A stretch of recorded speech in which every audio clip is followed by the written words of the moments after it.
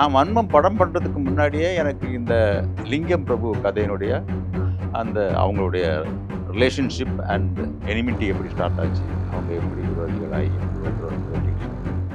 இதெல்லாம் எனக்கு ஓரளவுக்கு அது தெரியும். லிங்கம் அப்பா பெயர் திரவியம், ஊர் கன்னியாகுமரி. எல்லாம் வெட்டி அழக வாழக வெட்டி அவரை வெட்டி போட வந்து நிற்கிற இப்படி தான் அவனுக்கு பேசுவான். ஸோ அது எனக்கு தெரியும். லிங்கம் எனக்கு தம்பி மாதிரி, அதை எந்த தப்பும் பண்ணல. மார்க்கெட் சீன் வந்து எனக்கு அதில் ஒரு எலிவேஷன் ஒன்று இருக்கும். நான் ஜெயிலுக்குலேருந்து ரிட்டர்ன் ஆகி வந்திருக்கேன், இவங்களை பழி வாங்குறதுக்குன்னு மொத்த மோட்டிவேஷனோட தான் இருக்கிறேன். இப்படிலாம் விளக்கம் சொல்றதுக்கு நாங்கள் ஆளு அந்தந்த சீனுக்கு என்ன உண்டு அதை தான் எடுக்கிறாங்க. என்னன்னா இதோடைய ரியல் லைஃப்ல நடந்து இதை விட கொடூரமாக நடந்து, ஐயோ அதெல்லாம் கரண கொடூரமான விஷயம், அதெல்லாம் இங்கே எடுக்க முடியாது சார். அவனுடைய விட்னஸை சொல்லக்கூடாது, அவன் கோர்ட்ல ஏறக்கூடாதுன்னு பர்பஸா டிசைட் பண்ணி கோர்ட்டுக்குள்ள வச்சு வெட்டி கொண்டாங்க in front of the judge. வெட்டி கொண்டு வந்து தரக்கூடியவர்களுக்கு என் சொத்துல பாதி எழுதி வைப்போம்ல. சினிமாங்கும் போது எல்லா உண்மையுமே நம்ம வந்து அப்படியே கண்டிப்பா அப்பட்டமா நம்ம சொல்ல முடியாது. அவங்க ஒரு ஸ்டைல் பண்ணியிருக்காங்க. இப்போ இதுவே நான் எடுத்தேன்னா அதெல்லாம் நான் அப்படிதான் வைப்பேன். கலெக்டர் ஆஃபீஸ், நாகர்கோவில் கலெக்டர் ஆஃபீஸ்க்கு முன்னாடி துரத்தி in front of collector office. Collector ஆஃபீஸுங்கிறது எவ்வளவு பெரிய ஒரு அரசு நிறுவனம். அங்கே இருக்கக்கூடிய செக்யூரிட்டி என்ன, அந்த செக்யூரிட்டிக்கு முன்னாடி 2 பேர் வெட்டினாங்க நடு ரோட்டில். அவன் இடையில பூந்து தப்பிக்கிறது ட்ரை பண்ணுறான், இடையில பூந்து வெட்டுறானுங்க. மக்கள்லாம் பீஸாகி நிற்கிறாங்க. கிளம்பு பிளட்டு ஒடியுது ரத்தத்தில். மூவி வேர்ல்டு மீடியா நேயர்களுக்கு வணக்கம். நான் சதீஷ். இன்னைக்கு நம்மளோட நேர்காணலில் யார் இருக்கா அப்படின்னா, இயக்குனர் மற்றும் நடிகர். இயக்குனரா ஜெயகிருஷ்ணாவா அறிமுகமாகி நடிகரா அசுரன் ஜேகேவா வலம் வந்துட்டு இருக்கக்கூடிய நடிகர் அசுரன் ஜேகேவை தான் சந்திக்கிறோம்.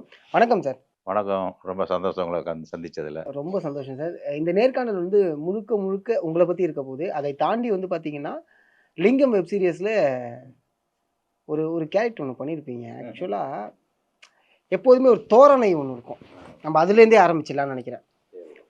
இப்போ ஓகே, நிறைய பேர் நம்ம கேள்விப்பட்டிருப்போம். கேள்விப்படும் போது பார்த்தீங்கன்னா, இந்த ஆளு பார்த்தோன்னு வச்சுக்கேன், வந்து நின்னானா ஒரு 10 பேர் அடிப்பாயா, இதுதான் வந்து எல்லாருமே சொல்லக்கூடிய விஷயம். உங்கள் கேரக்டரு அந்த கேரக்டர் ஃபஸ்ட்டு, அந்த கேரக்டர் நீங்கள் எப்படி உள்ள எடுத்துக்கிட்டீங்க எனக்கு அதை சொல்லுங்கள். ஏன்னா இதோட பேக் ஸ்டோரி ஒன்று எனக்கு டைரக்டர் சார் என்கிட்ட சொன்னார். உங்கள் படத்துலேருந்து ரெஃபரன்ஸாக எடுத்து அந்த இதில் ஒரு சீனுக்கு யூஸ் பண்ண ரெஃபரன்ஸ் வந்து எனக்கு சொன்னார். ஆமாம் என் படத்துலேருந்து எடுத்தது தான். ஓகேங்களா, எனக்கு ஃபஸ்ட்டு இந்த கேரக்டர் எப்படி உள்வாங்கினீங்க? கேரக்டர் உள்வாங்கிறதுங்கிறது இனிஷியலாக வந்து அந்த கதாபாத்திரம் வந்து நான் நாகர்கோவில் என்னுடைய நேட்டிவ். அதனால எனக்கு அங்கே நடந்த நிகழ்வுகளை பற்றி ஓரளவுக்கு தெரியும். நான் வன்மம் படம் பண்ணுறதுக்கு முன்னாடியே எனக்கு இந்த லிங்கம் பிரபு கதையினுடைய அந்த அவங்களுடைய ரிலேஷன்ஷிப் அண்ட் எனிமிட்டி எப்படி ஸ்டார்ட் ஆச்சு, அவங்க எப்படி விரோதிகளாகி எப்படி ஒருத்தர் வெட்டிட்டு செத்தாங்க, இதெல்லாம் எனக்கு ஓரளவுக்கு கதை தெரியும். அப்புறம் எனக்கு வந்து சாமியப்பன் ஒரு கேரக்டர் அவங்க வந்து சொல்லும்போது, அந்த சாமியப்பனுடைய ஒரிஜினல் கேரக்டர் என்ன, சப்பட்ட ஐயப்பன் பேர். சப்பட்ட ஐயப்பன் வந்து அவங்க அந்த டவுன் ஏரியாவில் சாராயம் வித்துட்டு இருந்தவன் அந்த காலத்தில். ஸோ அவங்களை பற்றி அவங்க அந்த கேரக்டர் பற்றி நான் கேள்விப்பட்டிருக்கேன். ஆக்சுவலாக ஒரு காலே அவர் கொஞ்சம் மிஸ் ஆகி நடப்பார். அவன் சப்பட்ட ஐயப்பன்கிற கேரக்டர்னு சொல்லுவாங்க. அப்புறம் இன்னொன்று, எங்கள் ஊரில் பொதுவாகவே இந்த நாகர்கோவில் குமரி மாவட்டத்தில் மக்கள் கொஞ்சம் எமோஷ்னல் பார்ட்டிஸ். திருநெல்வேலியும் சொல்லுவாங்க. இப்போ நம்ம ஊரை பற்றி மட்டும் நம்ம பேசுவோம். கொஞ்சம் எமோஷ்னலாக இருப்பாங்க. வெட்டு குத்து, அப்புறம் யாரையுமே மதிக்க மாட்டாருங்க. ரொம்ப வந்து சென்டிமெண்ட்டாக அழுது வந்து தாங்கிறதெல்லாம் அவங்கள்ட்ட கிடையாது. ஒரு கிழவனாக இருந்தால் கூட ஒரு சின்ன பையன் ஒரு வார்த்தையை சொல்லிட்டான்னா வாயில் என்னென்னமோ வரும், கெட்ட வார்த்தையாக வரும், அடித்து கொண்டு போடுவோம். அப்படி இப்படி தான் வந்து பேசுவானுங்க. நமக்கு வயசாகி போச்சு, அவன் ஒரு அடி அடிச்சுனா நம்ம கீழே விழுந்துருமோ, அந்த நினைப்பெல்லாம் அவங்கள்ட்ட இருக்காது. அதுக்கு என்ன காரணம்னா, அங்கே வறுமை கிடையாது, அங்கே மக்களுக்கு பாவர்ட்டி கிடையாது. இன்னொன்று, மேக்சிமம் அங்கே இருக்கிற மக்கள் அத்தனை பேருமே சொந்த வீடு தோட்டந்தோரோடு இருக்கக்கூடிய வயக்காடோடு இருக்கக்கூடிய. ஸோ அதுவே அவங்களுக்கு ஒரு இனிஷியலாக வந்து ஒரு பெரிய ஒரு பேக்கிங்கை கொடுத்துரும், ஒரு திமிரை கொடுத்துரும். அந்த திமிரினுடைய அடிப்படையில் அங்கே இருப்பாங்க. அதில் இந்த ரவுடிசம் கலந்தவங்களுக்கு கேட்கவே வேண்டாமே. நார்மல் பீப்புளே அப்படின்னா இவங்க எப்படி எல்லாம் வெட்டி அழக வாழக அவனை வெட்டி போட வந்து நிற்கிற மயிராண்டி, இப்படி தான் அவனுக்கு பேசுவாங்க. ஸோ அது எனக்கு தெரியும். எனக்கு நேட்டிவ், அதனால அந்த ஸ்லாங் எனக்கு ஈஸி. இன்னொன்று நம்ம ஒரு டைரக்டர் ஆனால ஒரு கேரக்டர் நம்ம எப்படி உள்வாங்கி நடிக்கணுங்கிறது ஓரளவுக்கு நமக்கு தெரிஞ்ச விஷயம். இப்போ வந்து நடிப்பு துறையில் கொஞ்சம் அனுபவப்பட்ட விஷயமும் கூட. ஸோ அதுக்கு அது கொஞ்சம் மெருகேறிச்சுன்னு நான் நினைக்கிறேன். Okay okay. இப்போ நம்ம அந்த சீனுக்குள்ளே போவோம். ஆக்சுவலாக நீங்கள் இறந்ததுக்கு அப்புறம் படையல் போடுற சீன் தான் அது. நிறைய ரெஃபரன்ஸ் தேடிருக்காரு. ரெஃபரன்ஸே இல்லை. என்னடா இது, எப்படா இந்த அந்த நேட்டிவிட்டி, ஏன்னா படம் முழுக்க நேட்டிவிட்டியை கொண்டு வந்தாச்சு. இது காஸ்டியூம்லேயே. அவர் சொன்னாரா? ஆமாம், ஆ நம்மளோட நேர்காணலே இருக்குமே. அப்படியா? நான் அதில் பார்க்கல. பார்த்தா அந்த செட்டப்போட இருக்கு. நீங்க வந்து இது நல்லா இருக்கேப்பா, ஆனால் எங்கேயோ பார்த்த மாதிரி இருக்கு சார், உங்களோட படத்துல என்ன சார் வச்சது அப்படிங்கிறது ஒரு விஷயம் இருக்குல்ல. எனக்கு அந்த அளவுக்கு ஒரு அந்த சீன் எடுக்கும்போது நான் இருந்தேங்க, அங்கே இருந்தேன். ஏன்னா அன்னைக்கு என்னுடைய சீனும் எடுத்தாங்க. பட் அந்த சீனில் நான் இருக்க மாட்டேன், என்னுடைய ஃபோட்டோ தான் இருக்கும். ஆமாம். பட் அதுக்கு முன்னாடி என்னுடைய சீன்ஸ் எல்லாம் எடுத்ததுனால என்னன்னு நான் பார்த்தா எனக்கு கரெக்டாக வன்மம் சீன் அப்படியே ஞாபகத்துக்கு வந்துச்சு. ஓகே. வன்மம் படத்தில் கிருஷ்ணாவும் விஜய் சேதுபதிக்கு வந்து ஃப்ரெண்ட்ஸுங்களாக இருப்பாங்க. ராதா, செல்லத்துறை. அந்த கிருஷ்ணா வந்து சுனைனா கேரக்டரு. கிருஷ்ணாவுடைய லவர் சுனைனா, அவளுக்கு அண்ணன் மதுசூதன் கேரக்டர். இப்போது இந்த கிருஷ்ணாவும் சுனைனாவும் லவ் பண்ணுறது அவங்க அண்ணனுக்கு பிடிக்காது. அவன் வான் பண்ணுவான். இவங்க அதை மீறி காதல் இல்லாத அதுக்கு எல்லாத்தையும் தாண்டி போகிறது தானே காதல். தாண்டி போகும்போது ஒரு வாட்டி, இத்தனை வாட்டி சொல்லியும் நீ கேட்க மாட்டேங்கிற, உன்னை வெட்டி சாய்ச்சாதம் சரியாக வரும்னு அவன் ஆக்ஷனில் இறங்குவான். அந்த ஆக்ஷனில் வந்து அது ரொம்ப ஒரு படு மோசமான சூழ்நிலை நோக்கி நகரும்போது விஜய் சேதுபதியை தடுத்து அந்த அருவாளனுடைய ஸ்ட்ரகிள், விஜய் சேதுக்கும் சுனைனாக்கு அண்ணனுக்குமான ஸ்ட்ரகிளிங் இப்போ ஸ்டார்ட் ஆகிடும். கிருஷ்ணா வந்து ஷாக் ஆகிடுவான். இவங்க ரெண்டு பேரும் ஸ்ட்ரகிளிங்கில் அகஸ்மாட்டாக தான் வந்து வெட்டுப்படும். சுனைனா அண்ணனுக்கு கழுத்தில் வெட்டுப்பட்டு செத்து போயிடுவார். என்ன அகஸ்மாட்டாக வெட்டினாலுமே கொன்னது இவன் தான், விஜய் சேதுபதி தான். ஸோ இப்போ ரெண்டு நண்பர்களுக்கு இடையில வந்து ஒரு பெரிய கொலை நடந்துருச்சு. கொன்னவன் விஜய் சேதுபதி, காரணகர்த்தா வந்து கிருஷ்ணா. அதுக்கப்புறமே இருக்கக்கூடிய இன்டீரியராக நடக்கக்கூடிய நிகழ்வுகள், உணர்வுகள், இது சம்பந்தப்பட்ட விஷயங்களுடைய ரியாக்ஷன்ஸ் வரும்போது அவங்க ரெண்டு பேருக்கும் ஒரு பிரிவினை ஸ்டார்ட் ஆகும். இந்த பிரிவினையில் வந்து கிருஷ்ணா ஒரு பக்கம், விஜய் சேதுபதி செல்லத்துறை விஜய் சேதுபதி ஒரு பக்கம். அப்படி அவங்க ட்ராவல் ஆகும்போது சூழ்நிலை, விஜய சேதுபதி வந்து இந்த இந்த மர்டர் வந்து யாருக்குமே தெரியாது. ஆக்சுவலாக அந்த ஃபேமிலி என்ன நினச்சிட்டு இருக்காங்கன்னா, அவங்க தொழில் ரீதியாக கிருஷ்ணாவோட சுனைனாக்கு அண்ணனுக்கும் இன்னொரு இந்த ராஜான்னு ஒரு கேரக்டர் பண்ணார்ல, அவருக்குமே ஒரு பார்ட்னர்ஷிப் பிரச்சனை கதையிலுக்குள்ளே இருக்குது. அவன் வந்து வான் பண்ணியிருப்பான், நான் என்ன சாதாரண நினைக்காத, நான் மோசமானவன், அவன் தான் கொன்னுட்டான் அப்படின்னு தான் அந்த குடும்பம் நினச்சிருக்கும். ஆடியன்ஸுக்கு மட்டும் தான் தெரியும், ஒரு இன்ஸ்பெக்டருக்கு தெரியும். ஏன்னா இன்ஸ்பெக்டர் இவரே வான் பண்ணியிருப்பார். ஸோ இப்போது இந்த குடும்பத்துக்கு காலத்தின் சூழ்நிலையில் விஜய் சேதுபதி அந்த ஃபேமிலிக்கு ஃபுல் சப்போர்ட்டிங் கேரக்டராக மாறிடுவார். சில அந்த வில்லனால் நடக்கக்கூடிய வந்த ஆபத்துகள்ல இருந்து அந்த குடும்பத்தையும், அந்த குடும்பத்தில் உள்ள அந்த குழந்தையை காப்பாற்றினதும், அந்த குடும்பத்துக்கு மேலே அக்கறை எடுத்ததும், அது இவனுக்கு பிடிக்காம இவனுக்கும் அவனுக்குமான பிரச்சனைகள் இதெல்லாம் நடந்துட்டு இருக்கும்போது அந்த இறந்த 41ஆவது சடங்குக்கு அந்த சுனையனோட தாய் மாமன் வந்து இவங்க வீட்டுக்கு வந்து கூப்பிட வருவார். ஏன்னா இவங்க அப்பா அவர் வந்து மார்த்தாண்ட பிள்ளைன்னு பேர். அவருக்கு இவங்களுக்கு மேலே ஃபேமிலி ஒரு ரிலேஷன்ஷிப் இருக்கும். நம்ம டயலாக்ல தான் சொல்லியிருப்பாங்களாம். அவர் வந்து வந்து என் மருமகனுக்கு 41ஆவது நாள். அப்போ எங்கள் ஊர்ல எல்லாம் அந்த ஸ்லாங் அடியந்திரம்பாங்க. நம்ம ஊர் இங்கே எல்லாம் காரியம்னு சொல்லுவாங்க, அங்கே அடியந்திரம். 41ஆவது நாள் அடியந்திரம் வச்சுருக்கோம், நீங்கள் வரணும் அப்படின்னு இவரை கூப்பிடுவார். யார்? விஜய் சேதுக்கு அப்பாவை. அப்போ விஜய் சேதுக்கு அப்பா சொல்லுவார், என்ன அவன் பேர் என்ன தங்கராஜன் ஏதோ பேர் மறந்துட்டேன். என்ன நீ புரியாமல் பேசிகிட்டு இருக்க? அவன் பேர் ரத்னம், தனியாக ரத்னம் பேர். யார்? சொன்னேன் அண்ணன் பேர், இறந்தவன் பேர். நான் ரத்னம் சாவுக்கே வரலையாப்பா, நான் இப்போ எங்கே போகிறேன், எங்கே வரேன், என் பையன் வருவான், அவனை கூப்பிட்டு போ, அவன் வருவான். அப்போ சேதுபதி வந்து நிற்கிறார், என்ட்ரி ஆகிருக்காரு. சேதுபதிக்கு முன்னாடியே என் பையன் வருவான், இந்த சடங்குக்கு ஏன் சார்பில் அவன் அட்டன் பண்ணுவான்னு சொல்லியிருப்பார். இப்போ அவர் லாக்கு விஜய் சேதுபதி. ஏன்னா விஜய் சேதுபதியால வெட்டுப்பட்டு செத்தவன். ஆமா, அப்பா கட்டளை இடுறாரு. இந்த குடும்பத்தை ஒரு மரியாதை நிமித்தம் இன்வைட் பண்ணுறாங்க. ஃபங்க்ஷனை காட்டுவோம், கையை பிடிச்சி இழுத்து வீட்டுக்குள்ளே கூப்பிட்டு போயிடுவார் அந்த தாய்மாமன் கேரக்டர். ஸோ இப்போ வந்து அந்த அந்த இடத்துல இவன் தான் மர்டர் பண்ணான்னு தெரிஞ்ச 2 விட்னஸ் நிற்குது அந்த இடத்துல. குட்டி மணின்னு 2 கேரக்டர்.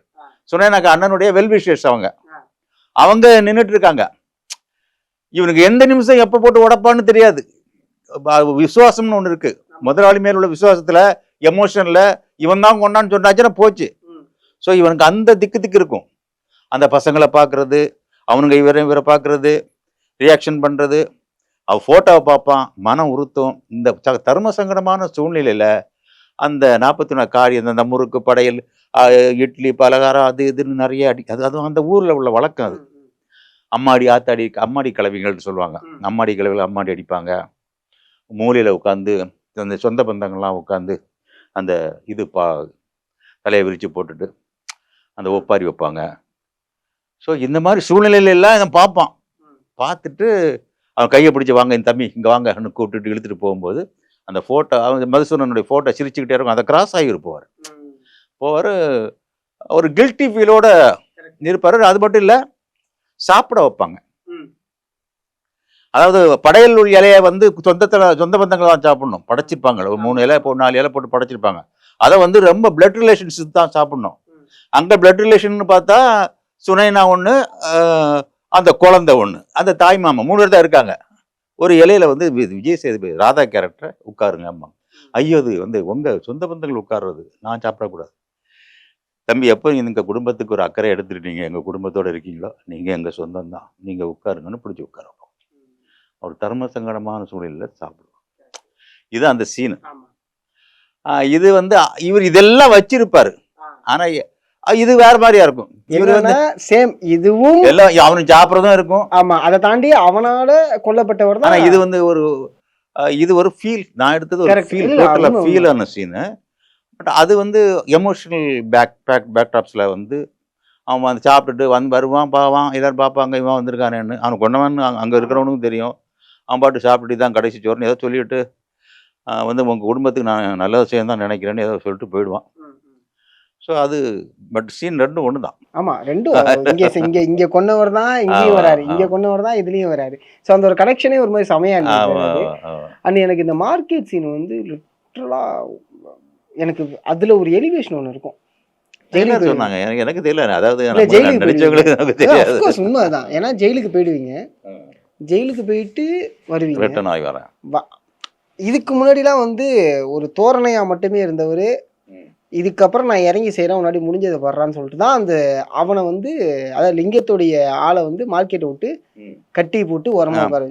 ஸோ இந்த சீன் இருந்துச்சுல, லைக் எப்படி இருந்துச்சு உங்களுக்கு? ஏன்னா இது நிறைய கதை கேட்டிருப்பீங்களா, அங்கே நாகர்கோவில் சைடில் நிறைய கதை கேட்டிருப்பீங்களா? இல்லை, அதாவது அந்த எனக்கு அது இன்னும் சார், அந்த சீன் நடிக்கும்போது நான் ஜெயிலுக்குலேருந்து ரிட்டர்ன் ஆகி வந்திருக்கேன், எனக்கு பயங்கர எமோஷனில் இருக்கிறேன், இவங்களை பழி வாங்கறதுக்குன்னு மொத்த மோட்டிவேஷனோட தான் இருக்கிறேன், இப்படிலாம் விளக்கம் சொல்றதுக்கு நாங்கள் ஆள் இல்லை. அந்தந்த சீனுக்கு என்ன உண்டு அதான் எடுக்கிறாங்க, அதான் எடுத்தாங்க. நான் குறை சொல்லலை, அவங்களுக்கு பிரச்சனை. எனக்கு கதை சொல்லிட்டு இருக்கிறதெல்லாம் அவனுக்கு நேரம் கிடையாது. யாருக்குமே ஃபுல் ஸ்க்ரீன் அவங்க 8 எபிசோடுக்கு வந்து ஒரு எபிசோடுக்கு 25 சீன் வச்சு எழுதி வச்சிருப்பாங்க. அவங்க அந்த சீன் எல்லாம் நடிகர்கிட்ட விளக்கிட்டு எல்லாம் யாருக்கும் டைம் கிடையாது. இன்னும் சொல்லப்போனால் அசிஸ்டன்ட் டைரக்டருக்குமே முழுசாக என்னமோ தெரியுமாங்கிறது கூட நமக்கு டவுட்டு தான். அது டைரக்டருக்குமே மட்டும்தான் மெயினான இருக்கக்கூடியவங்க, டைரக்டர், கோ டைரக்டர், அந்த கிரியேட்டிவ் ஹெட்டு சம்மந்தப்பட்டவங்க மட்டும் தான் தெரியும். ஸோ இந்த ஆர்டர் என்ன, இந்த இவன் வந்து ஜெயிலுக்குள்ள எனக்கு மாற்றி மாற்றி மாற்றி மாற்றி எடுக்கிறாங்க. இந்த சீன் எடுத்ததுக்கு அப்புறம் தான் ஜெயிலில் போய் என்ன உட்கார வச்சு எடுத்தாங்க. ஓகே, என்ன தெரியும் எனக்கு இல்லையா? அப்போ அந்த சீனை உள்வாங்கி நடிச்சது தான், வேற ஒன்றும் லீடு. ஏன்னா ஜெயில இருந்து வந்திருக்கேன், பயங்கர எமோஷனலோட இவனை காலி பண்ணணும் அப்படிலாம் கிடையாது. நம்ம இப்போ வந்து சப்போட்டா எப்பனா வந்திருக்கோம், ஓரளவுக்கு நமக்கு வந்து அதாவது ரொம்ப டீட்டெயில் தெரியலனா கூட மூடு தெரியும், மூடு தெரியும்ல. அப்போ வந்து ஜெயில இருந்து நம்ம வந்திருக்கோங்கிறது அந்த ஏரியா கூட நமக்கு தெரிஞ்சுக்கலாம். ஒருவேளை எனக்கு இப்போ ஞாபகம் இல்லை, அன்னைக்கு தெரிஞ்சுக்கலாம். ஸோ அதையெல்லாம் வச்சு தான் நம்ம அந்த மூடுக்கு கொண்டு வந்து தான் நம்ம நடிச்சோமே தவிர. இல்லை, நீங்கள் இப்போ சொன்னீங்கல்ல, லைக் என்னன்னா இதோடைய ரியல் லைஃப்பில் நடந்து இதை விட கொடூரமாக நடந்து, ஐயோ அதெல்லாம் கரண கொடூரமான விஷயம். அதெல்லாம் இங்கே எடுக்க முடியாது சார், எடுக்க முடியாது. அதை எடுக்கணும்னா அதுக்கு வேற ஸ்கிரிப்ட் பண்ணணும். இந்த ஸ்கிரிப்டில் அதெல்லாம் எடுக்க முடியாது. ஆமாம், அதுக்கு வேற ஸ்கிரிப்ட் இருக்கு. ஏன்னா இப்போ நீங்கள் இப்போ சொன்னீங்களே, ஐ மீன் சப்பட்டா ஐயப்பன் அவருடைய சப்பட்டா ஐயப்பனை வச்சே ஒரு கதை பண்ணலாம். அதை தான் சொல்ல, ஒவ்வொரு கேரக்டரும் ஒரு கதை பண்ணலாம். சப்பட்டா ஐயப்பனை வச்சு ஒரு கதை பண்ணலாம். ஓகே, லிங்கத்துக்கு தனியாக கதை பண்ணலாம், பிரபுக்கு கதையை தனியாக கதை பண்ணலாம். இப்போ சப் கேரக்டர்ஸ் ஐயாவுன்னு ஒரு கேரக்டர் ஒன்று உண்டு. அந்த ஐயாவு கேரக்டர் வந்து ஜெய வந்து கோர்ட்டில் வந்து விட்னஸ் பண்ண எகென்ஸ்ட் லிங்கம் அவன் விட்னஸ் சொல்ல போகிறான். அவன் சொல்கிற விட்னஸை வச்சு தான் லிங்கத்துக்கு தலையெழுத்தே மாறப்போகுது. அவன் லிங்கத்துக்கு ஆப்போசிட்டாக விட்னஸ் சொல்ல போகிறான். அவன் சொல்லிட்டானா அடுத்த செகண்டே லிங்கம் அரெஸ்ட்டு, ஒன்ஸ் ஃபார் ஆல் அவன் ஜெயிலுக்குள்ள தான் லைஃப் லாங். அவனுடைய விட்னஸை சொல்லக்கூடாது, அவன் கோர்ட்டில் ஏறக்கூடாதுன்னு பர்பஸாக டிசைட் பண்ணி கோர்ட்டுக்குள்ளே வச்சு வெட்டி கொண்டானுங்க. பாம்பு போட்டு அந்த ஸ்மோக் எஃபெக்டில் உள்ளே போய் in front of the judge crucial murder happened. ஓகேவா? அப்போ அது இவரும் எடுத்திருக்காரு, அதே சேம் எடுத்திருக்காரு, பட் கேரக்டர் வேற. ஸோ சினிமாங்கும்போது எல்லா உண்மையுமே நம்ம வந்து அப்படியே கண்டிப்பா கண்டிப்பா அப்பட்டமா நம்ம சொல்ல முடியாது. அவங்க ஒரு ஸ்டைல் பண்ணியிருக்காங்க. இப்போ இதுவே நான் எடுத்தேன்னா அதில் நான் அப்படி தான் வைப்பேன். இப்போ நான் வந்து என் ஊருக்காரன், நான் அந்த எமோஷனில் கொஞ்சம் ரிலேட்டடாக நான் பிடிக்கும் தான் நான் நினைப்பேன். அவர் ஸ்க்ரீன் பிளே கொஞ்சம் கொஞ்சம் அவர் இன்னொன்று அவருக்கு நிர்பந்தங்கள் இருக்குது. ஒவ்வொரு டைரக்டர்ஸுக்கும் ரைட்டர்ஸுக்கும் நிர்பந்தங்கள் இருக்குது. அவங்க இத்தனை எபிசோடுக்குள்ளே அந்த விஷயங்களை சொல்லி முடிக்கணும், இத்தனை எபிசோடுக்குள்ளே ஃபுல் கதையை சொல்லணும். அப்படிங்கும்போது அவங்க சில வட்டத்துக்குள்ள சில கதாபாத்திரங்களையும் காட்சிகளையும் மாற்றி அமைக்கும் போது இதே மாதிரி விஷயங்கள் நடக்கும். கண்டிப்பா. ரிலீஸ் ஆனதுக்கப்புறம் உங்களுக்கு உங்க ஊர்லேருந்து ஃபோன் கால் வந்திருக்கும்ல? எங்கள் ஊர்லேருந்து ஃபோன் கால் வராது. ஏன்னா டு பி ஃப்ராங்க் நான் சொல்கிறேன், நாகர்கோவில் பீப்புள் வந்து இது பெருசாக சாட்டிஸ்ஃபை ஆக மாட்டாங்க. மற்ற டிஸ்ட்ரிக்டில் பெருசாக ரீச் ஆகிருக்கு. ஆமாம் கண்டிப்பாக. ஆனால் நாகர்கோவிலேருந்து ரீச் ஆகாது. ஏன்னா அங்கே நடந்த ஒரு சம்பவம் இது. அங்கே நடந்த சம்பவத்தை அவன் கேள்விப்பட்டிருக்கான், பார்த்துருக்கான் சார். சினிமா வந்து அவனுக்கு அந்த இம்பேக்ட் கொடுக்காது. அது டெரர்ஸ் வேற சார், அதெல்லாம் அது வேற. ஆக்சுவலாக இது நான் இப்போ வந்து கோர்ட் சீன் சொன்னல, இதே மாதிரி கலெக்டர் ஆஃபீஸ், நாகர்கோவில் கலெக்டர் ஆஃபீஸுக்கு முன்னாடி துரத்தி in front of collector office. Collector ஆஃபீஸுங்கிறது எவ்வளவு பெரிய ஒரு அரசு நிறுவனம். அங்கே இருக்கக்கூடிய செக்யூரிட்டி என்ன, அந்த செக்யூரிட்டிக்கு முன்னாடி 2 பேர் வெட்டினாங்க நடு ரோட்டில். துரத்தும் போது காரெல்லாம் ஜாம் ஆகி, பஸ்ஸு காரு சைக்கிள்ஸ் எல்லாம் ஜாம் ஆகி நிற்குது. அவன் இடையில பூந்து தப்பிக்கிறது ட்ரை பண்ணுறான், இடையில பூந்து வெட்டுறானுங்க.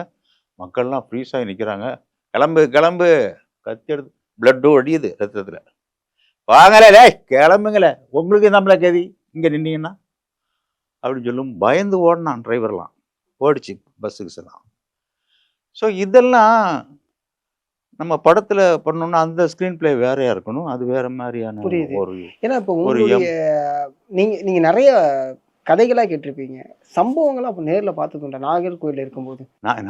நான் அந்த டைம்ல நான் மெட்ராஸ்ல. Okay okay. அது 85 to 90s அந்த மாதிரி காலகட்டங்கள். 92 93 வரைக்கும் சஸ்டெயின் ஆச்சுன்னா கரெக்டா லிங்கம் இறந்ததோட அது.